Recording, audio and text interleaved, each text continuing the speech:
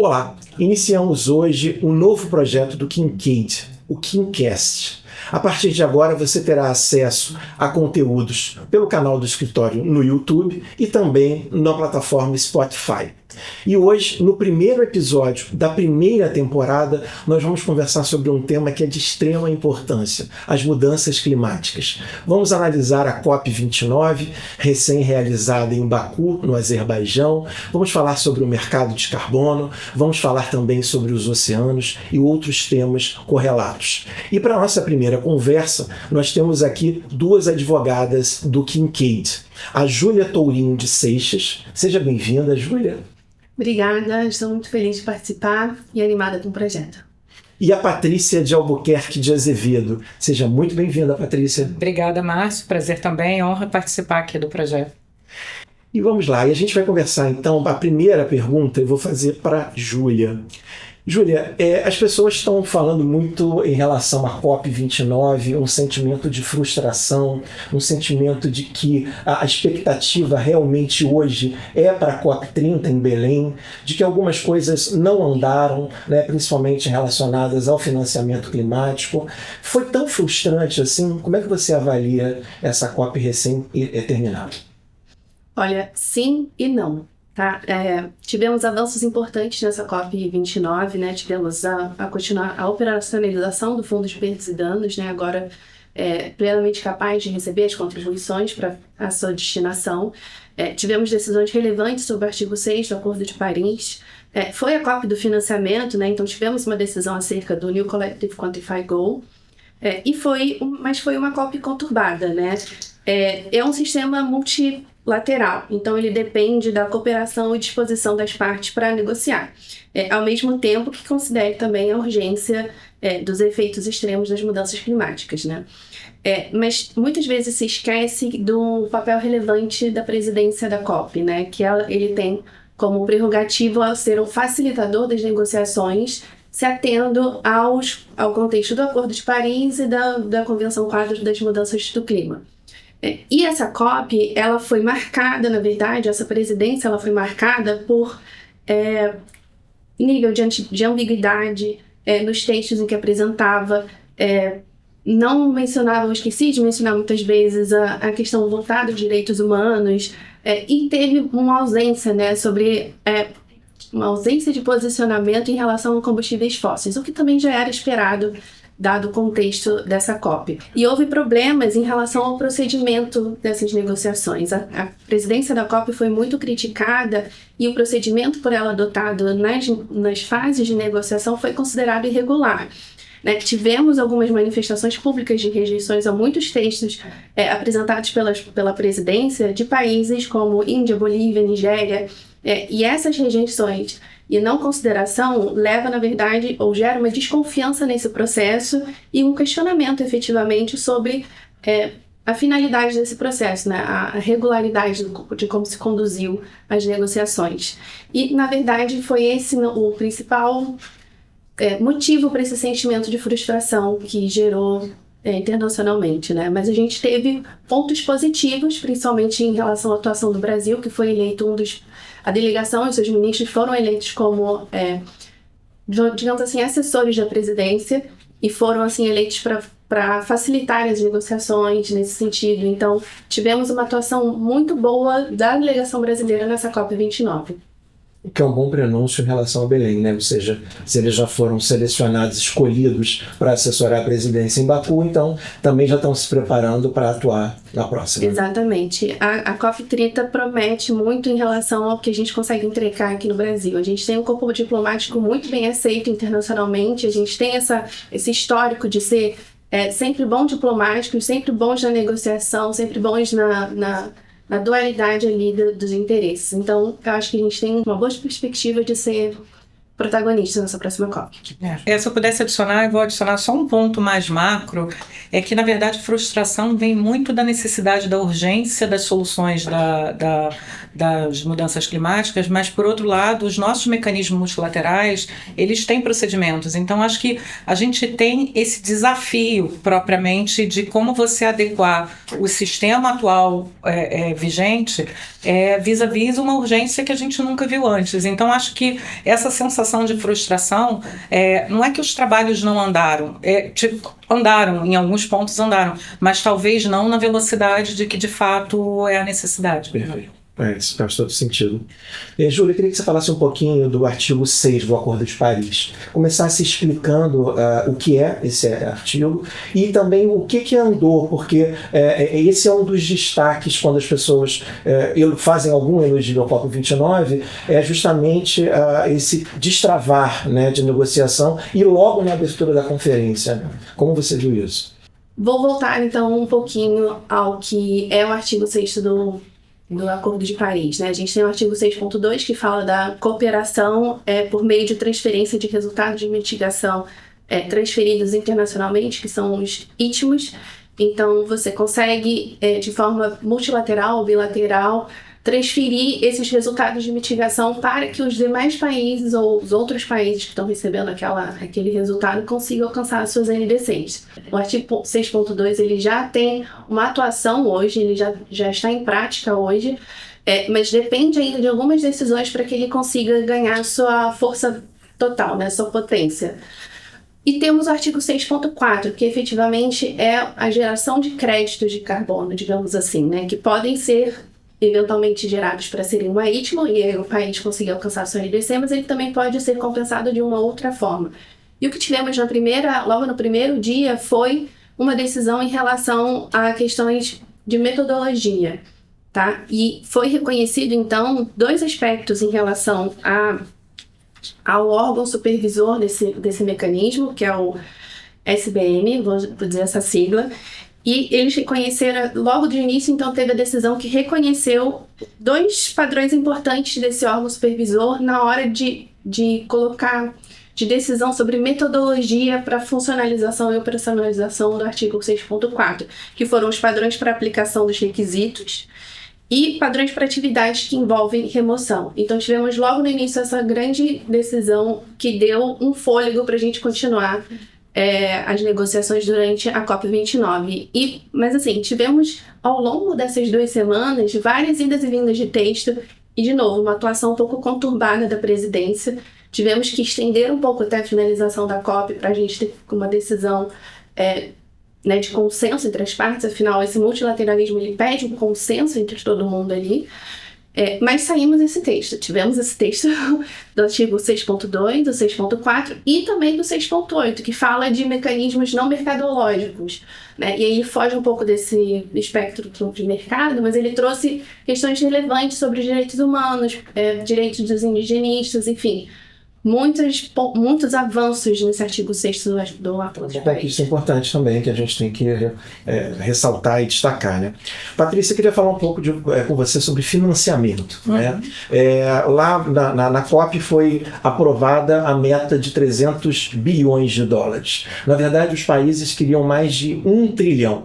Por outro lado, alguns consideraram que houve um avanço, a meta anterior era de 100 bilhões. Então, triplicou, mas não chega nem perto do que esses países em desenvolvimento consideram que é o necessário. Como é que você viu essa questão?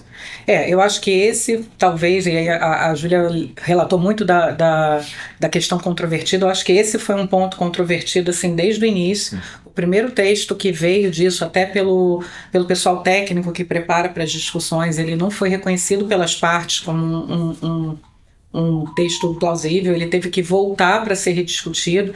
Isso foi quase uma semana, né? No final da semana, o assunto foi escalonado para a presidência, para que, sim, tivesse algum impulsionamento para ter negociação. Essas metas, as New Collective Quantified Goals, elas, na verdade, derivam lá do artigo 9º do Acordo de Paris, e o que elas visam é justamente que os países desenvolvidos depositem e disponibilizem recursos para que os países em desenvolvimento possam utilizar. E a razão disso, basicamente, é que mudança climática acontece... ela não acontece necessariamente onde ela é causada, né? Então, você precisa desses mecanismos justamente por esses países em desenvolvimento que exploraram muito menos os seus recursos naturais e poluíram muito menos. Eles agora têm efeitos dos países desenvolvidos que exploraram e poluíram. Isso é um geral e a razão dela, né? realmente o valor é imenso para que se tenha as regras de adaptação e mitigação. Esses países eles têm muito poucos recursos e eles precisam de financiamento. Sim, é uma evolução, como você mesmo falou, mas assim, é difícil, porque a necessidade é infinitamente maior, né? E eu acho que a discussão não foi só em relação ao valor propriamente dito, né? E o que foi decidido lá, ele ficou numa decisão meio vaga, do que está ali lá no rascunho final, né, da própria decisão. Ela é uma decisão vaga, que as partes devem concordar em atingir 1,3 trilhão até 2035. Enfim, é um assunto que vai voltar para a pauta da COP 2030. Ele inclusive diz na própria decisão. E a disponibilidade do financiamento, ele não vem só, quer dizer, não é só o valor. Agora, tem várias outras discussões que não foram aprofundadas, que é país em desenvolvimento ou só os extremamente vulneráveis que têm acesso. A decisão fala também em reduzir custo de capital. Esses países, normalmente, eles têm um custo de capital grandes, atrelados até ao próprio risco político, de pagamento, etc. e tal. Então, também é um contrassenso que precisa ser adaptado. O próprio mecanismo dos bancos multilaterais ou dos bancos de desenvolvimento, eles precisam ser adaptados, porque são políticas diferentes em relação a próprio financiamento, variação cambial, enfim, tem milhões de outras coisas relacionadas a esse próprio financiamento que não foram considerados. E um outro ponto também é que aqui que teve, quer dizer, a decisão foi colocada como se fosse consenso, mas a Índia, acompanhado de outros países, depois protestaram dizendo que aquele não era um entendimento de um consenso deles. Então, assim, muito conturbado, eu acho que talvez tenha sido dos itens mais conturbados, e que eles estão... o tema vai voltar para a pauta, né? Eles criaram o que eles chamam de Rota Baku-Belém 2030. Então, é possível que esse tema venha na COP. Possível não, bem provável que o tema venha na COP seguinte, né? Bem importante. Júlia, a gente sabe a importância dos oceanos, né? Cada vez mais a gente olha para os oceanos em relação tanto ao aquecimento global, às mudanças climáticas. O que a gente viu na COP29 foi o aumento da importância das discussões sobre eles, inclusive com a criação de um pavilhão, né, para que os negociadores, os representantes dos países falassem sobre o tema. Como é que você viu uma entrada, digamos, um pouco mais consistente, concreta desse tema na conferência?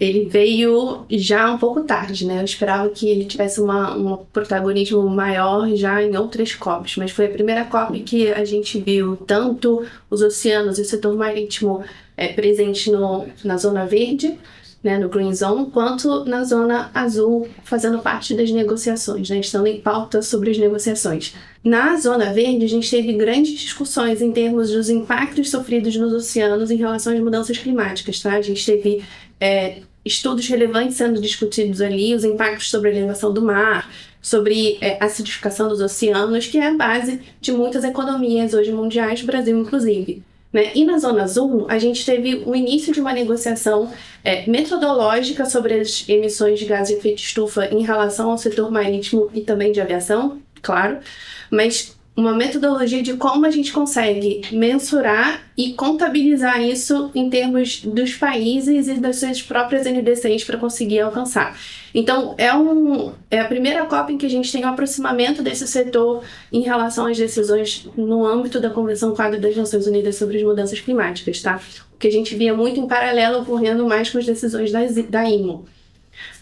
Isso, imagino eu, que também tenha sido em decorrência da nova entrada, né, da contabilização dessas emissões no mercado de carbono europeu, e essas contabilizações que podem ter gerado esse impacto e trazer essa negociação, essas metodologias, essa discussão para o âmbito internacional para ser debatido, né?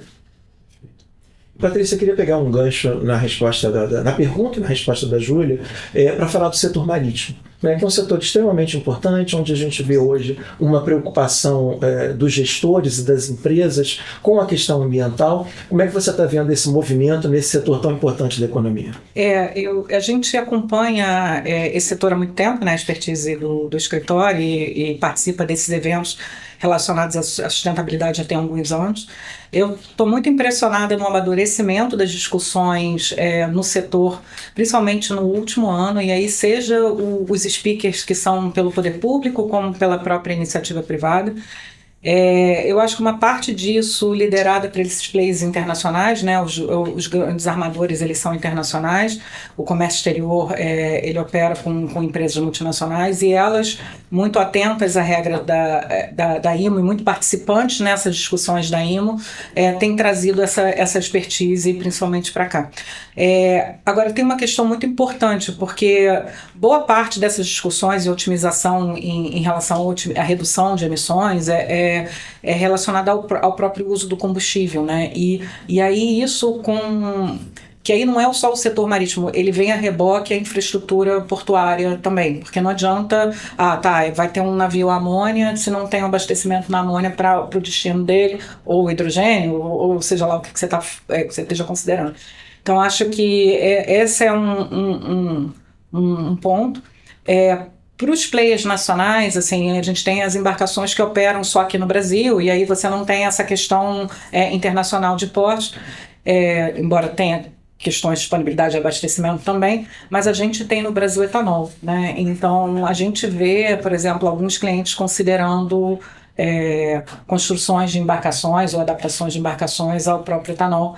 E ver também o BNDES muito receptivo a ouvir esses projetos, né? Que o setor tem uma possibilidade de redução de custo de capital grande com um adicional de frete de marinha mercante. Então, acaba que se esses projetos qualificam dentro do BNDES, é uma possibilidade, pelo menos para apoio portuário, apoio marítimo, que é uma navegação mais, ou até mesmo cabotagem, que é uma navegação local dentro do país, ela possa ter um custo de capital melhor para reduzir emissões. E também, assim, não posso deixar de falar, tem uma startup de pessoas que são amigas aqui do escritório, os clientes, que na verdade estão considerando até desenvolvimento de software para otimizar a redução em função de previsão de clima, rota. Então, assim, essas soluções tecnológicas também, elas estão começando a aparecer, né? Eu acho que essa cooperação e principalmente esse diálogo que dá para os eventos que a gente participa, a gente vê integrantes de ANTAC, Marinha, da própria ANP, esse fórum e setor privado, BNDES, esse diálogo faz essas ideias alargarem e contaminarem, né? Eu acho assim, eu tenho esperança de que a gente consiga até domesticamente mesmo algumas reduções importantes, assim. Só nesse ponto, bem lembrada, a Patrícia trouxe, né, o impacto nos portos. Eles são hoje os mais impactados também com o nível da elevação do mar hoje em dia, então isso é uma grande preocupação no setor portuário hoje, em relação aos efeitos das mudanças climáticas, mas eles têm um grande potencial de se tornarem hubs tanto de transição energética quanto de fatores de descarbonização, né? Porque ele atende efetivamente, claro, o setor marítimo, mas também o setor ferroviário, rodoviário, tudo isso está conectado ao porto. Então ele tem, além disso, também grande capacidade de ser, por exemplo, um grande armazenador de energia renovável. Se a gente fala aqui de hidrogênio, ele tem o porte necessário para se tornar um grande armazenador e por conseguinte, né, facilitar o processo de descarbonização da indústria marítima, ferroviária, portuária, rodoviária, etc. Muito bom. Júlia, eu queria falar agora sobre a nova meta climática brasileira, né? A NDC, que foi anunciada pouco antes do início da COP. Eu até fiz umas anotações aqui, o compromisso de implementar ações que em 2035 o país emita entre 850 milhões e 1 bilhão de toneladas de gás carbônico, equivalente a um corte entre 59% e 67%. Alguns elogiaram, outros criticaram. Então, como sempre, é uma questão polêmica. Como é que você viu a nova NDC brasileira? Bom, ela pode ser entendida, sim, de um lado como um avanço, né? Afinal de contas, a gente aumentou o nosso percentual aí de perspectiva para redução das emissões de gases de efeito estufa, se comparados ao ano de 2005, né? Mas a gente teve, no fim das contas, uma postergação desse dia, né? Dessa data, porque antes não se falou de 2027, não se falou de 2030, quais são as metas para esses anos que já estão mais próximos, né? Então agora estabeleceu uma meta para 2035. A NDC, ela fala, assim, sobre o Pacto de Transformação Ecológica, que é um programa que já foi anunciado pelo governo em outras COPs, fala sobre o Fundo Clima, fala sobre o Plano Clima, enfim, tem muitas integrações ali e meios de se alcançar essa meta, mas ela deixou de fora alguns outros pontos relevantes, como o desmatamento, que o presidente já tinha mencionado a meta de desmatamento zero, né, e a gente tem uma perspectiva, saiu um estudo de que se a gente zerasse o desmatamento até 2027, a gente alcançaria a nossa meta de redução de emissões até 2027. Então, por que ele está fora hoje da nossa NDC, né?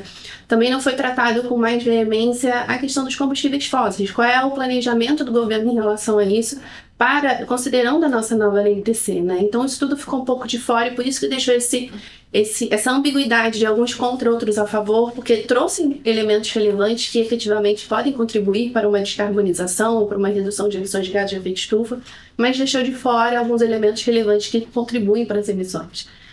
Então, temos essa disparidade. E, Júlia, no cômputo geral, você considera a sua avaliação que efetivamente houve um avanço? Eu entendo que houve sim um avanço, estamos falando de mais elementos, né? A gente trouxe mais elementos à mesa, mas ainda está um pouco aquém do que deveria ser se a gente considerar a emergência climática, a situação que a gente está hoje em dia. Então, a gente espera muito e a gente tem recebido meio para pouco. Então, a gente precisa alinhar essas expectativas com a entrega. Sim. Patrícia, queria te ouvir sobre o PL 182 de 2024, que cria o mercado de carbono no Brasil, aprovado pelo Congresso, que seguiu para a sanção do presidente. Qual a sua avaliação sobre ele? Eu acho que assim, eu vou ser bem ampla aqui, que eu acho que isso daria uma outra conversa nossa só sobre o PL, e ressaltar que foi uma boa resposta de uma coordenação brasileira em alinhamento com as decisões da COP, né? Porque a gente tinha textos em paralelo sendo avaliados pelo Congresso, Câmara e Senado, eles estavam se cruzando, se aprovou um e a gente tem um modelo, pode não ser perfeito, mas pelo menos tem um aprovado, né? E ele é absolutamente fundamental porque é nele que vão ter as reduções brasileiras que vão dar suporte para os compromissos do Brasil no âmbito do Acordo de Paris. Então, acho que se tem algum grande ponto positivo, na minha visão, aí, principalmente quem conhece o Brasil há um bom tempo, esse alinhamento da prática interna com o que está sendo feito internacional, né? O projeto ele cria um ambiente de negociação onde as reduções e remoções de gases de efeito estufa da atmosfera, que são quantificadas dentro de metodologias aplicáveis, elas geram um ativo que possam ser negociadas com outros players que não foram capazes de reduzir e que precisam compensar. Tá? Então, na verdade, o mercado ele é um mecanismo é um mecanismo de financiamento para essa transição energética, é uma forma de transferir esse custo para a iniciativa privada e para as próprias empresas, aonde elas mesmas, sendo passíveis de cumprir as metas, conseguem ou precisam comprar ativos para poder compensar. É fundamental, tá? Porque eu acho que a outra metodologia aplicável seria por tributação, e eu acho que o país da gente não aceita mais acréscimo de tributação. Então, eu acho que isso foi recomendado até pelo Banco Mundial e a gente está seguindo, acho que é uma boa metodologia. E eu acho que um outro ponto que eu botaria bastante de destaque no projeto e que teve muita discussão desde que esses projetos entraram no Congresso, é a coexistência com o mercado voluntário. Então, assim, o mercado global, no nível do Acordo de Paris, o mercado regulado brasileiro, como os regulados do mundo inteiro, e o mercado voluntário, eles são mercados que coexistem. Eles vão ter volumes e envergaduras diferentes de acordo com... Um país tem uma envergadura diferente do que tem uma empresa e outros projetos menores, mais voluntários. Esses ambientes, eles precisam coexistir e não se afastar. E principalmente nas primeiras minutas, era quase... A dúvida era se o mercado voluntário acabaria. Só nesse ponto é interessante que o PL ele faz essa correlação com o mercado de carbono no âmbito do Acordo de Paris. Então, ele tem essa relação direta. Então, a gente prevê aí uma possibilidade desses ativos que a Patrícia mencionou ser também considerado em transações a nível internacional e no âmbito do Acordo de Paris. Esse é um ponto-chave também ali desse PL. Eu acho só mais um ponto de destaque aqui também, tem penalidades. Se você tiver a obrigação de redução ou remoção e não fizer, penalidade pode chegar até 3% do faturamento bruto da empresa, ou do próprio grupo ou conglomerado, ou seja, ela tem previsão de penalidade. Aí a aplicação vai ser cenas do próximo capítulo. Sim, a gente avaliar. Bom, gente, a gente está chegando aqui ao final da nossa conversa e eu não queria terminar esse nosso bate-papo sem ouvi-las sobre 2025. 2025 é o ano da COP30, são 10 anos do Acordo de Paris, o Brasil assume a presidência do Mercosul, assume a presidência dos BRICS, então esse é um ano extremamente importante. Como é que vocês avaliam, qual é a expectativa, quais são as perspectivas para 25? Bom, para a COP30, que vai ocorrer em Belém do Pará, no fim do ano de 2025, há muitas expectativas, O Brasil apostou, e eu acho que o mundo apostou todas as fichas na COP30. Desde 2023, COP28, já se colocou uma expectativa ali de 2 anos. Então, houve já muitos planejamentos para serem ocorridos de COP28, 29 e 30. Então, 30 é o ponto final, ali, digamos assim, COP30 é o ponto final das expectativas da COP. Então, temos muita pressão, muita expectativa sobre o Brasil e o seu protagonismo também na COP30, uma COP que vai ocorrer no âmbito da Amazônia, no berço da Amazônia. Então, a gente tem todos os olhos voltados para o Brasil e que a gente vem, de certa forma, ali, entregando algum outro protagonismo durante as negociações que ocorreram nessas últimas COPs, Muito embora a representação brasileira na COP29 especificamente tenha sido um pouco aquém do que deveria, a gente ainda assim tem um papel de relevância nas negociações. Afinal de contas, foi a nossa delegação eleita ali como uma das assessoras ali nas negociações. Então, a gente tem muitas expectativas para a COP30. Eu confesso que também tenho todas as minhas fichinhas apostadas para lá. Mas a gente tem grandes questões em termos de infraestrutura da COP Belém que precisa ser falada e precisa ser endereçada até então. A gente precisa ter infraestrutura para receber todas as cabeças que vamos receber nas grandes delegações que vamos receber ali na cidade, considerando ainda todas as pessoas que vão ali para observar, para presenciar, para acompanhar. Enfim, tem muita coisa para ser debatida em termos de infraestrutura. E temos aí 1 ano para fazê-lo e fazer acontecer. Eu botaria só um contraponto ali, que a gente tem uma conjuntura internacional importante com a eleição dos Estados Unidos, A gente sabe que a agenda do novo presidente não é muito ligada a essas questões de sustentabilidade, então a gente não sabe qual é a postura que os Estados Unidos vai ter em relação a esse tipo de assunto. Então acho que é algo para ficar de olho, Acho que é um ponto. E eu acho que o outro ponto que eu colocaria era também estar atento a essa reforma dos bancos multilaterais e desses mecanismos propriamente que viabilizam, Porque eu acho que muita coisa é discutida em teoria, mas assim, todo esse procedimento também precisa estar alinhado. Então, algo para a gente também estar atento. A COP das COPs. A COP das COPs. Isso aí. Da origem ao destino, De 92, da primeira COP, a 2025. Bom, eu conversei aqui com Júlia Tourinho de Seixas e Patrícia de Albuquerque de Azevedo no primeiro KimCast. Você pode acompanhar os nossos conteúdos pelas redes sociais e também pelo site, e o áudio, caso você queira ouvir o nosso programa, na plataforma Spotify, caso você queira assistir no YouTube. Muito obrigado, Júlia, muito obrigado, Patrícia. Obrigada a você, Até a Márcia. próxima.